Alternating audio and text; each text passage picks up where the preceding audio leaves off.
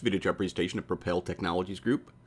It's an OTCQB listed company trading our ticker PROP. Found this in a bullish investor scan this morning. We'll say it was a little bit thin pickings right now as far as charts that are in bullish positions. This one right here caught my eye though. As you can see, taking a long-term view of over a year, 15 cents is held as a pretty strong support level. And the stock closed mildly up on Tuesday, 2.35%. A little bit of an increase in volume up to around 250,000 shares. See, volume can be a little sporadic in this. Some low trading and no trading days. Other days you see up over 500,000-600,000. But all in all, 250,000 shares wasn't exactly a bad day for Propell. So with stock closing at about 17.5 cents, still holding over top of its support at 15, and let's say a final bottom support at 14 cents. I want to keep an eye on this, see if it's got an upward push in it, see if it can break out of this sideways trading it's been stuck in. Now we're not getting in some tremendous amount from the MACD, but I will notice it has been uptrending in the recent months. You can see it's sitting there right now just below zero. That zero mark is referred to as the center line. You can see back in here, MACD tried to push through zero several different times, kind of ran right along it there when the stock was stuck between 20 and 25 cents.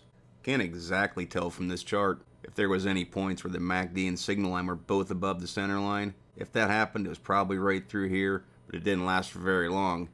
And both components of the MACD dropped back down. Last time we saw a firm move was right through here. This was late in February, early in March. And of course the stock just absolutely took off from 15 all the way up to a high of 50. Point being, seeing a little bit of divergence.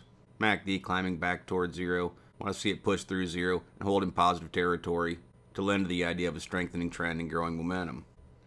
Now we've got the slow stow back above 50. That is a sign of some momentum building. Same way with the money flow index.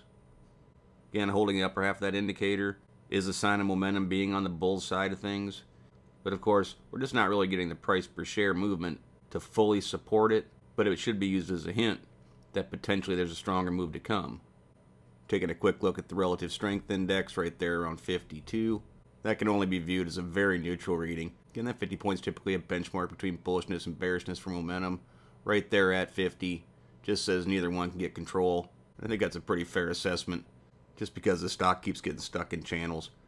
Again, between 20 and 25, now between 15, or if you want to call it 14, and 20, or really probably more precisely 19. But again, just stuck in that nickel range of trading activity. I wouldn't expect a bigger jump in the RSI until we see a breakout one direction or the other. To that point, going to put that bottom support at 14 cents.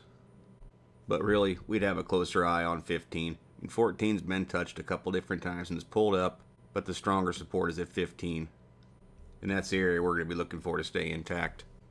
Now to the north side, I mentioned there's some resistance at 19 cents. That's pretty near term. Last 3 months, had a difficult time closing above that level. So that's the first point we'll be watching. But it's pretty clear from this long-term chart that 20 cents is a clear-cut resistance point. Strong area of support over the last year or so. Again, can't move above it in recent months. If it does break through that, you gotta look for some at 23. But really look for the resistance to heat up again at 25, 26 cents. I'll draw it at the top end at 26. But the point is pretty clear that that's an area of resistance. Now, I mean, right off, that's a real nice move from current levels at 17.5. It's a gain near 50% to even go up there and challenge that. But that's the risk-reward type factor that people should be aware of with playing these penny stocks.